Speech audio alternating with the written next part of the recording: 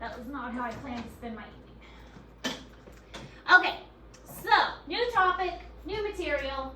We'll go outside tomorrow. We will do the carbon footprint by tomorrow, but I will not give you a new assignment. That will be my compromise.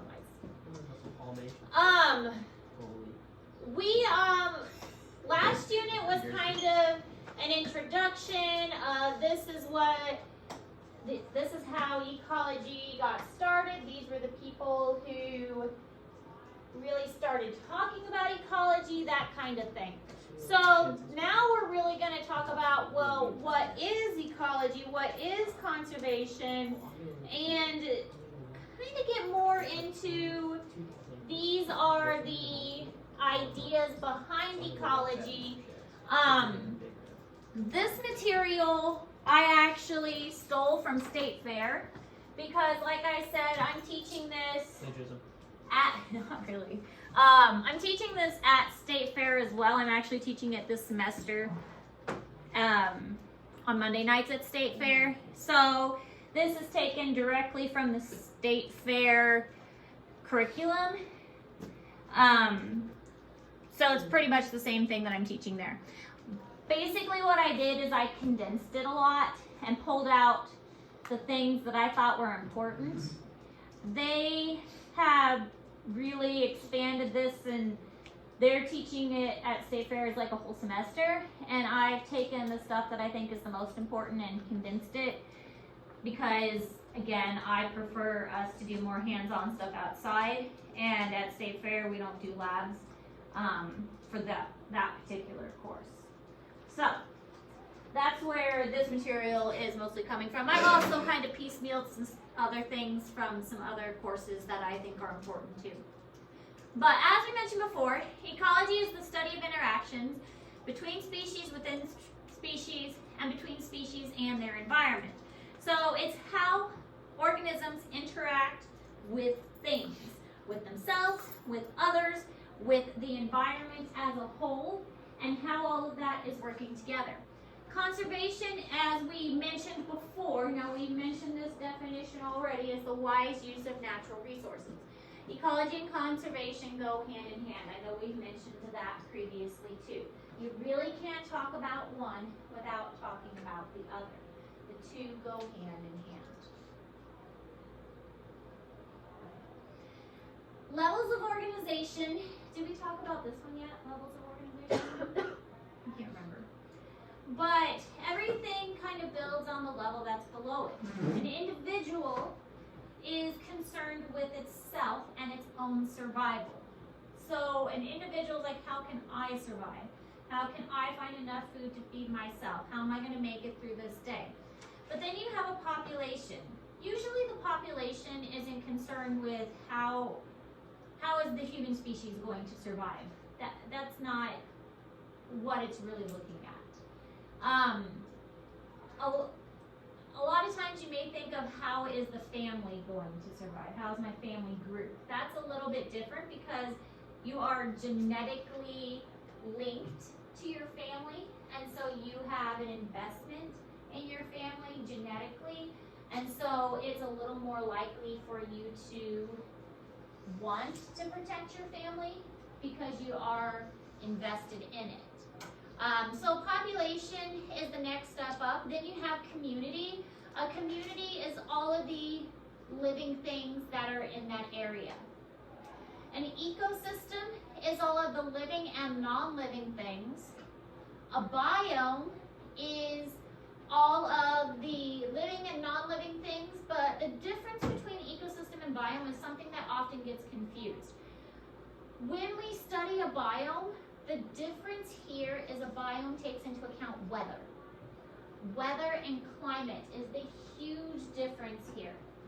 A biome is the weather patterns, the rain, whether it's dry, whether it's cold, whether it's hot. If there are seasons, that is what makes a difference between an ecosystem and a biome. And then we have biosphere, bio for life, sphere for earth. Now this is in Google Classroom, but it's basically everything I just said. An individual is one, a population is two or more of the same. So we are a population of people in Harrisburg, or just even Harrisburg High School. A community is all of the living things in this area. So within our community, we have people, we have plants, we have animals, we have deer, we have cats and dogs and raccoons and all the other animals and things that we found when we were on our hike yesterday. Ecosystem is the living and the non-living things. Now we've got the rocks that we found outside and the dead stuff and the mud. All of that is part of the ecosystem. Biome is a group of ecosystems with the same climate. So now we're looking at the climate and bringing weather into it. And then of course biosphere is the earth and everything else. Bless you. Yes? Can you come look at this? The carbon footprint thing?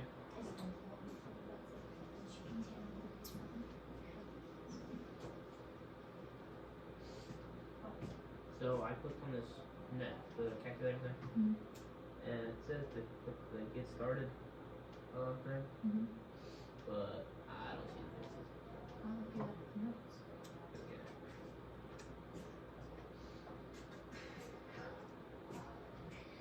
So, ways to perform experiments in ecology. You can't, ecology is tricky because with studying nature, you can't observe nature,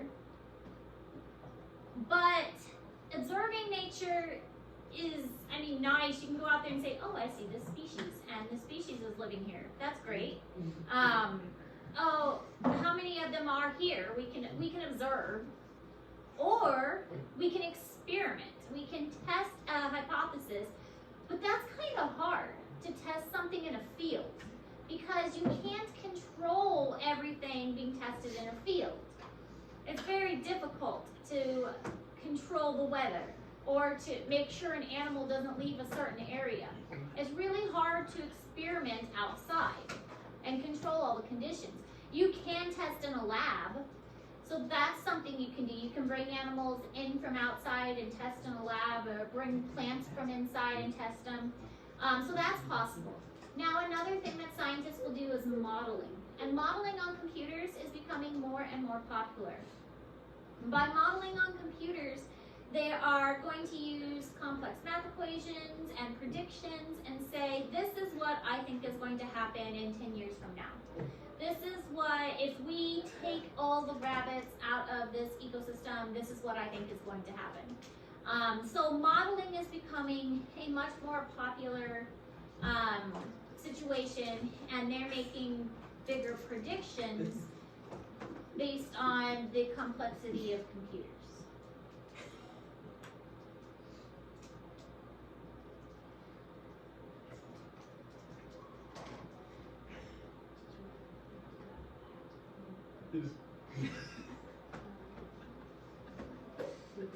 Oh wait. No, quieter. This. His fever was 101.5.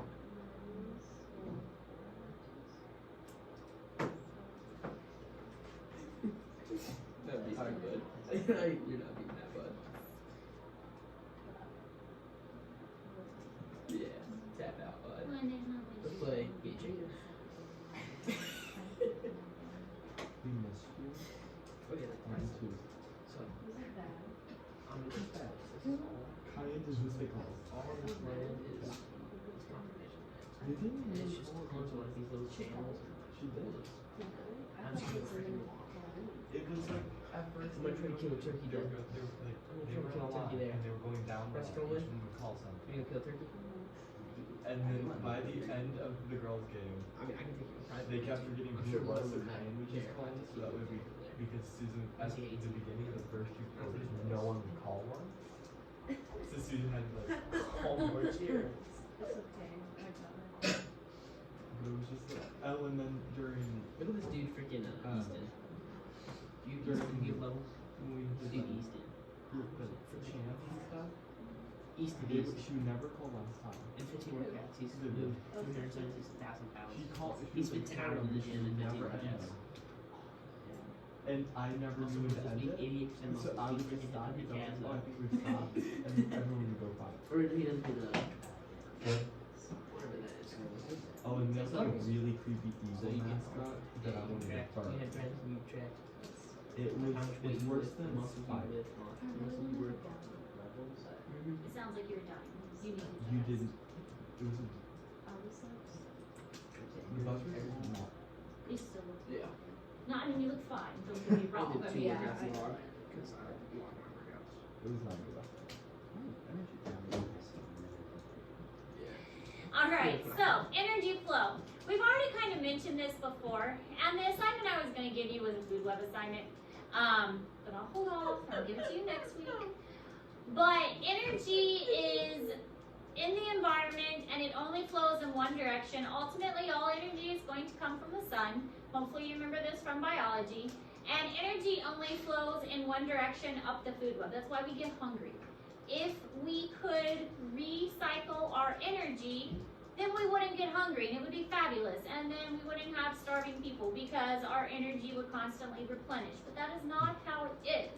We get hungry because energy does not recycle. Energy only flows in one direction, and most of our energy is lost as what? Heat. Heat.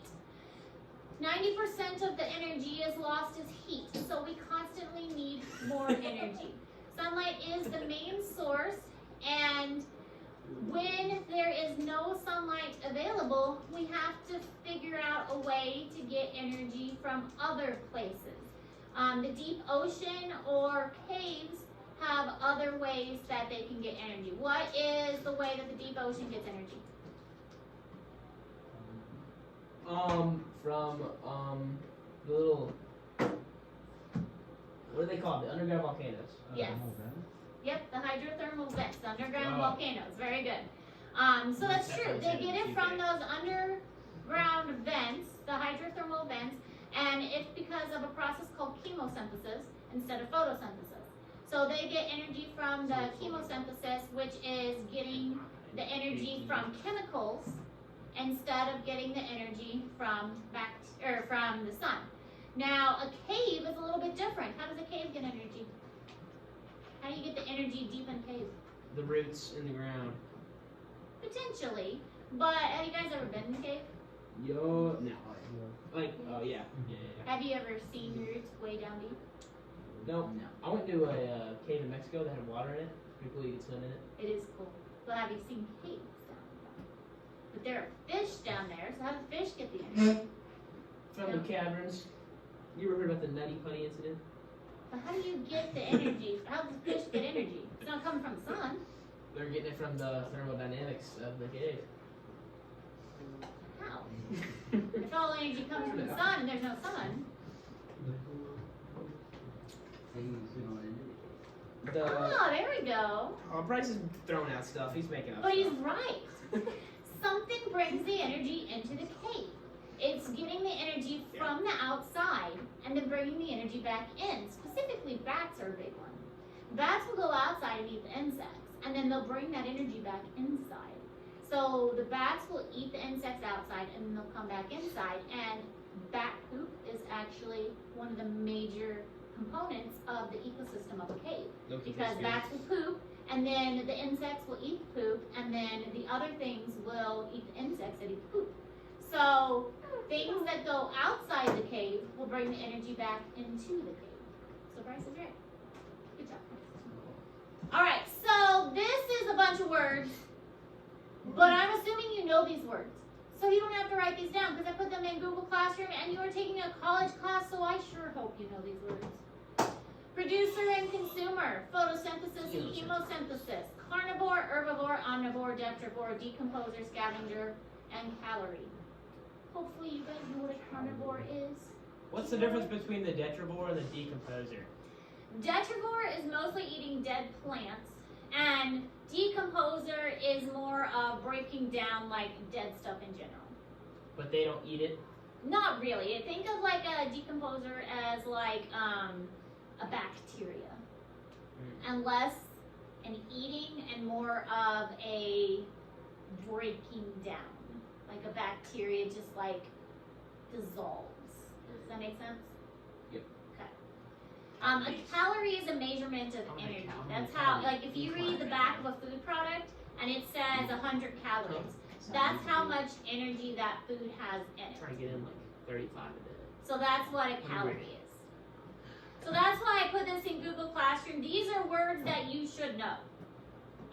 But I don't feel like you need to write them down because if you don't know what herbivore is, A triceratops. you should. It maybe shouldn't be taking a college class. All right. Shots fired, Brennan. Energy can neither be created nor destroyed. That is, I believe it's the first law of thermodynamics. Energy can't be created nor destroyed, but energy can change forms. There are so many different kinds of energy. There's light energy, sound energy, chemical energy, heat energy. If you have gone to a concert and felt like that booming from the speakers, that is sound energy. If you have touched something hot, that is heat energy. Our body uses chemical energy in the form of ATP. Energy cannot be created or destroyed, but it changes form. We can't use heat. Heat is not something our body can do. Yes. Can you eat sound energy? Sound energy is not something that's useful for us. Ah. Sound energy can be used for things like echolocation, Hey. but it's not something that we can thrive off of. So it is not a useful form for nutrition. So really, the only thing that our body can really use is chemical energy. We can't take the sun energy and turn it into chemical energy. The only thing that can do that is plants by photosynthesis. So energy changes forms. It doesn't get destroyed. It doesn't get created. It just changes. And so when we're talking about the food chain, it can only travel up the food chain, going from the sun to plants, and then herbivores and carnivores and so on. It's called consumers, and then there's primary consumers and secondary consumers and so on. It gets replenished as it gets lost because the photosynthesis replenishes the plants, and more gets lost the further up the food chain you get. So by the time you get to the top and you get to those consumers that have, like the top carnivores, they don't have much energy. So if you were to eat, and don't do it, but if you were to eat like a tiger, they don't have a lot of energy available. They're not very nutritious because they have not gotten much energy from eating the things below them.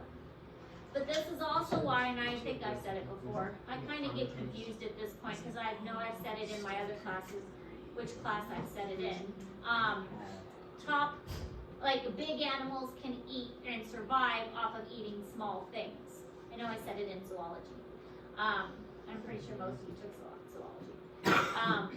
Big animals can eat small things because they are eating lower down on the food chain.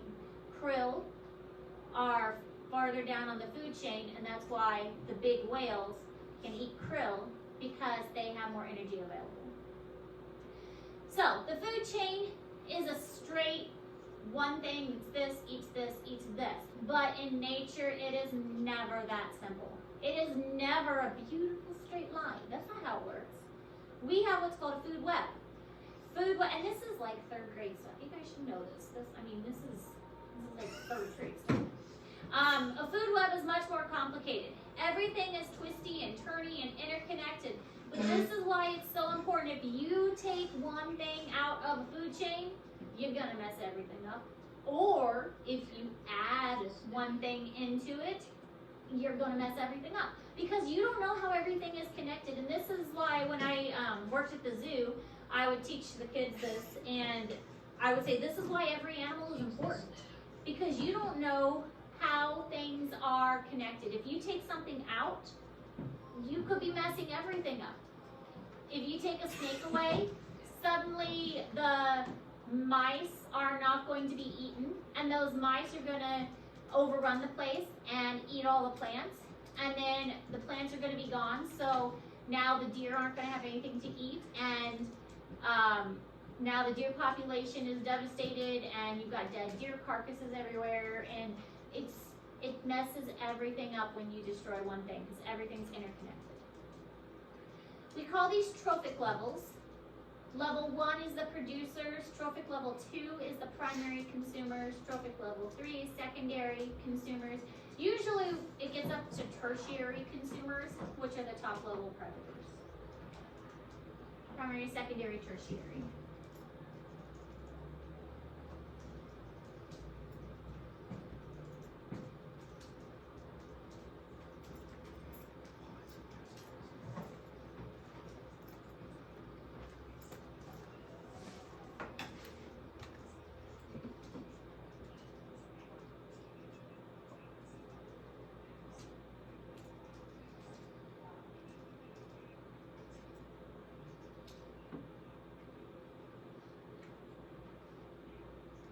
That's so stupid.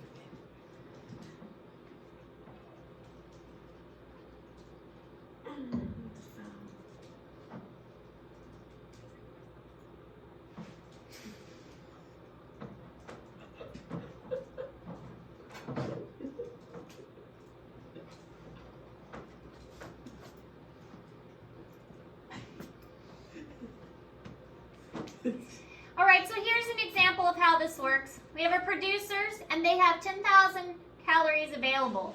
And that's assuming we have 1 million calories available from sunlight. And this is in Google Classroom. Then we're losing 90% of that by heat. Each level we go up. So we go up one level to a grasshopper, which is our primary consumer. And now we've lost 90%. And so only 10% of that gets passed on. And so we have 1,000 calories available to the grasshopper. We're losing 90% of that again, so only 100 calories is available to the poor mouse. And then we're losing 90% of that again, so only 10 calories is available to our tertiary consumer, which is the snake. So if something ate the snake, then it would only have 1 calorie available. So now you can see why the energy level is not very good the further up the food chain you go. So much gets lost. Ecological pyramid is the same kind of visual as we were just describing with the trophic levels. The diagram shows the amount of energy or matter in each trophic level. Lower levels have more energy than the higher levels. And it makes sense. If you look out the window right now, what do you see? Are you going to see a bunch of plants? Or are you going to see a bunch of animals? Bunch of animals. I see so many animals. I see pavement, Yeah. and I see grass, and I see trees. And that's what we're going to see because it's lowest on the pyramid. It's got to have the most because that's what's sustaining everything else. I mean, I see pavement, and I see trees, and I see grass. How do people die of hunger when there's grass? Because our bodies can't digest it. You can't eat grass? Will you need salad? It's the nutritional value of it. The nutritional value of some things is better than others. Yes, vegetables are good, but straight up grass doesn't have the right kinds of nutrition. Even if you ate enough of it? Yes. Like and because of the cell wall of grass, it's difficult for us to break down. So we can break down some vegetables and things better than others. And some plants have more nutrition than others. Just like with other foods, some foods have more nutritional value than others. So if we just went out there and just straight up ate grass, it wouldn't be healthy for us because there's not enough nutritional value in it. It's like saying that, pizza is bad for us. We know that. It's not good to eat pizza every day versus a healthy salad that has good fruits and good vegetables in it. So, and also, again, it comes down to that cell wall. Our body can't break it down very good. And then a lot of people who are starving, they live in such poor conditions, they don't even have land around them that they can plant grass. Or if they do, the soil is so poor, the hygiene in those areas are so poor that if they were to try and plant something, it would be contaminated with like E. coli and stuff. They don't even have clean water to drink from. So how can they plant something that's not going to be contaminated? It's actually looking better than I thought it was. So only 10% is passed to the next level. The rest is lost as heat. Again, we've been saying that, and that's what this diagram is representing. Just a repeat, really. Sometimes I get ahead of myself.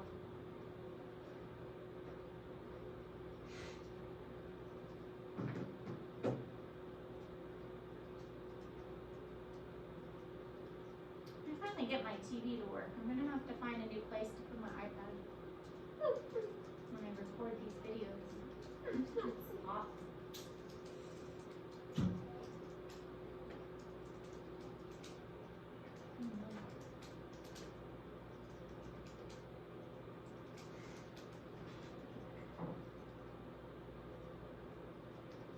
Back there on the rack.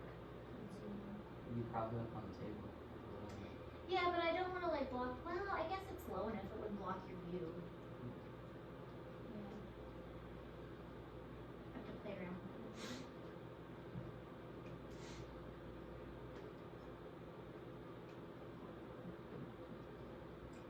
So the greatest biomass is at the base of the pyramid. Again, this is the idea that if you have a lot of the energy, then you got to have a lot of the actual things to support it. So most of the energy is going to be found in the plants, so this needs to have the most stuff.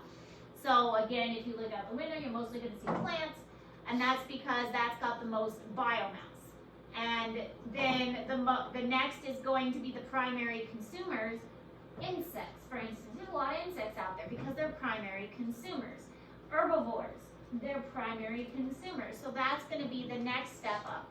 You're not going to have as many tertiary consumers, top-level carnivores, because there's just not enough food to sustain them. There's not enough food to sustain them because they're not getting as much energy because there's not enough energy available from the levels below them. So that's why there's not going to be as much on the higher levels. There's not going to be as much biomass.